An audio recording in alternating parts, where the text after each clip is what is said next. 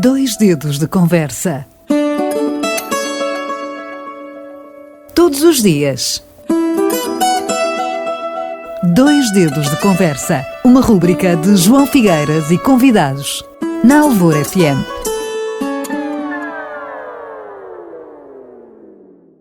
De volta à antena da Alvor FM, nos Dois Dedos de Conversa, contamos hoje com a colaboração do arquiteto Ricardo Camacho. Bom dia, Ricardo Camacho. Bom dia, João, bom dia. Para hoje, qual o tema que selecionou? Eu acho, como o João há pouco em off disse muito bem, o tema que realmente preocupa todos neste momento é a questão da seca. Da seca, pois. Eu acho que nesse sentido devemos todos refletir sobre as causas do consumo antes de jogarmos as mãos à cabeça, vamos assim dizer, relativamente à água que não temos. Se calhar temos que pensar em água que gastamos e como a gastamos. Pois. E aquilo que não foi feito ao longo de décadas para minimizar ou tentar resolver o problema da falta de água em anos de seca. Provavelmente, essa claro que é uma questão sempre pertinente e é uma questão que neste momento, de alguma maneira, define aquilo que é o argumento por parte da governação, mas eu acho que temos que ser todos muito conscientes daquilo que tem sido a intensificação das monoculturas agrícolas, não só no Algarve, mas por todo o país, não é? E, portanto, todos nós sabemos quantos hectares de abacateiros, por exemplo, não é? Apareceram nos últimos 5, 10 anos no Algarve, não é? E claro que temos consciência de que essa água é a água que vem destas reservas que temos, não é? Claro. Da mesma forma que os campos de golfe que temos também precisam de água. E se por um lado todos aplaudimos quando o Algarve é nomeado destino de golfe número 1, que há um custo. E esse custo que ele paga somos nós.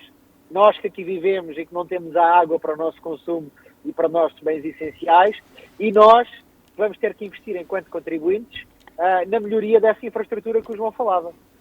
E, portanto, este é um tema que não pode ser mais ignorado.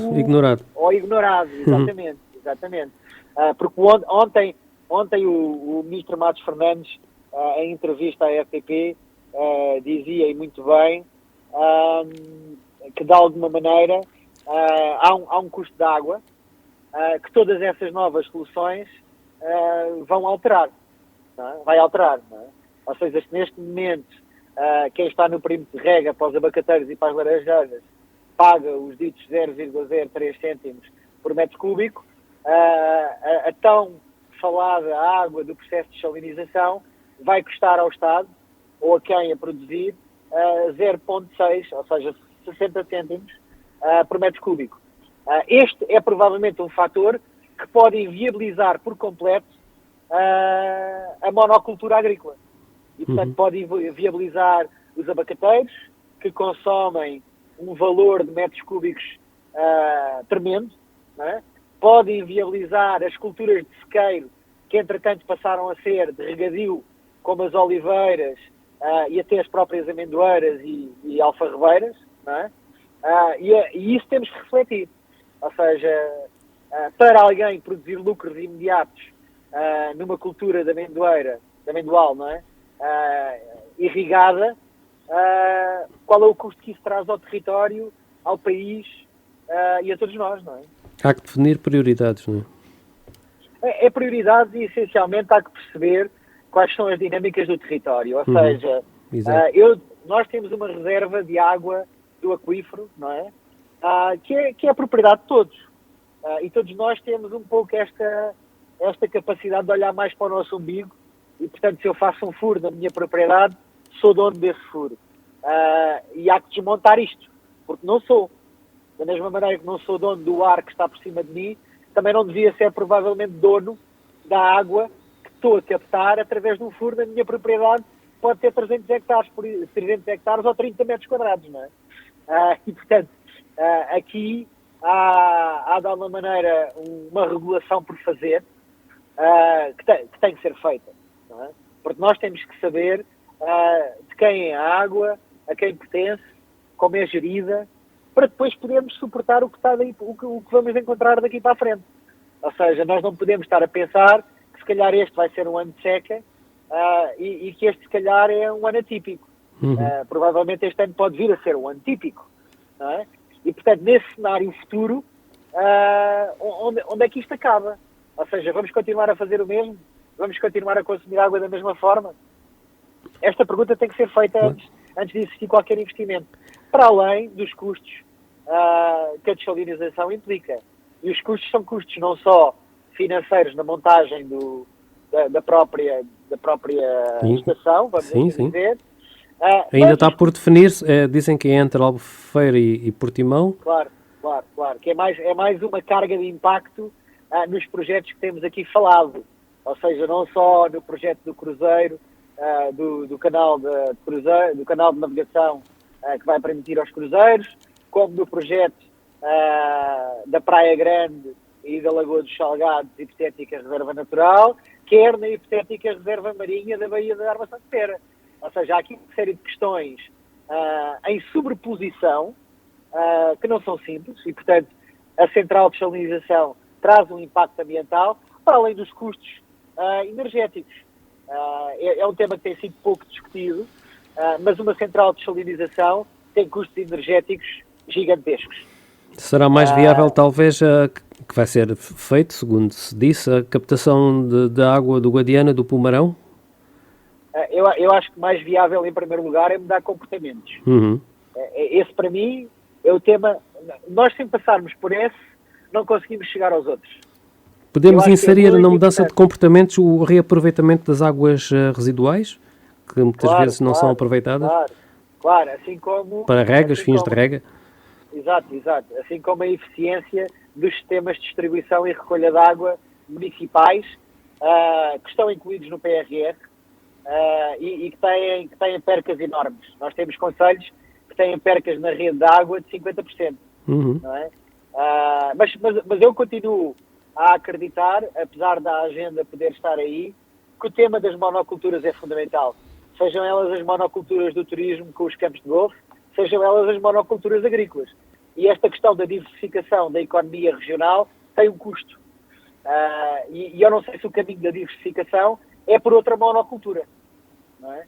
E essa discussão não está a querer ser feita.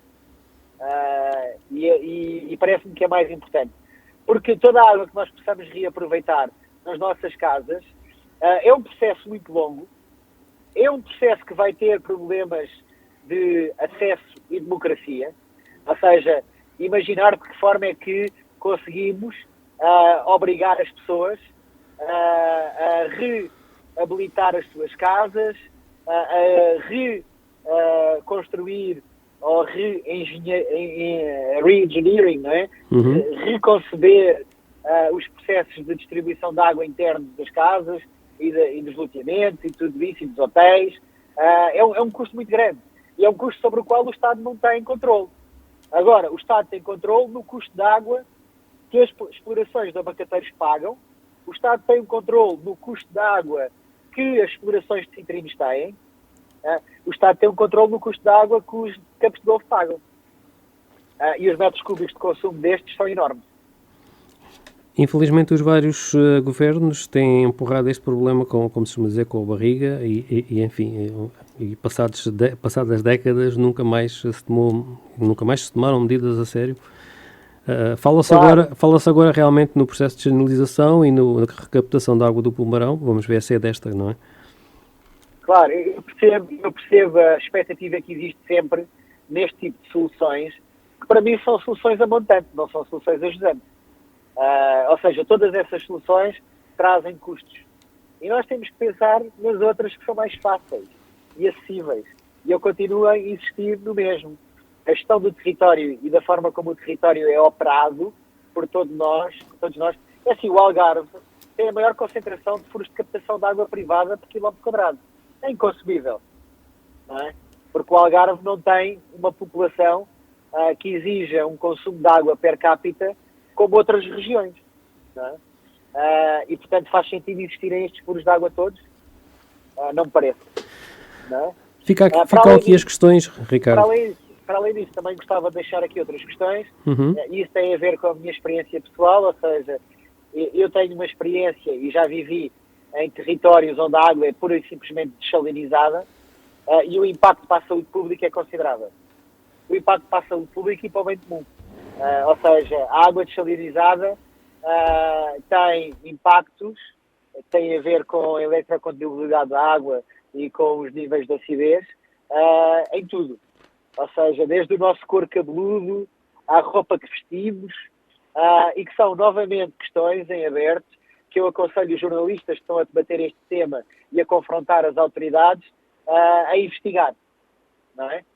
Porque há imensos casos, ou seja, há imensos países, especialmente países em desertos, que já vivem de água dessalinizada há 70 anos e há 80 anos.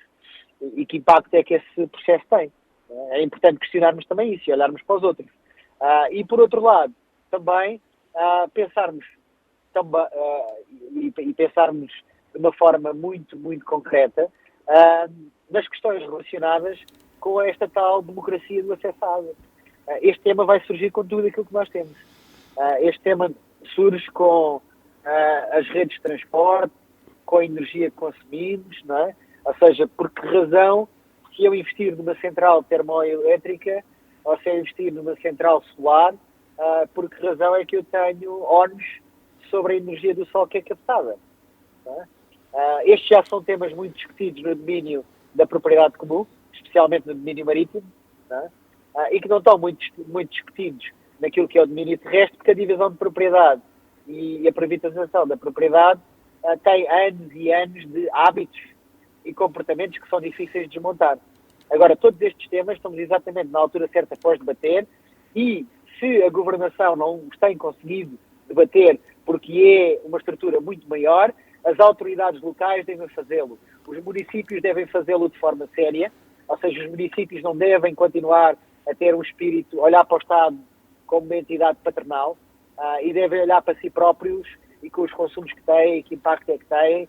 As autoridades regionais, como o ICNF, a Direção Regional da Agricultura, a AFA, têm um papel a dizer. Têm que ser chamadas, sem dúvida, a conversar sobre este tema dentro dos seus domínios materiais. E também isto será, no fundo, uma questão educacional que começa pelas escolas, não só para os mais novos, evidentemente, mas também para os mais velhos. Mudança de hábitos é muito importante. Falar em mudança de hábitos, outro tema também são aqueles que nos visitam, não é? Claro. Ou seja, a água que se consome nos hotéis, tudo isso, as piscinas. Para além da questão das nossas crianças, é também de que forma é que o turismo pode ter um papel mais proativo nisto. Com ou seja, certeza. Os hotéis, o turismo regional. Obrigado, João. Nada, um abraço. Um abraço. 2 dedos de conversa. Todos os dias.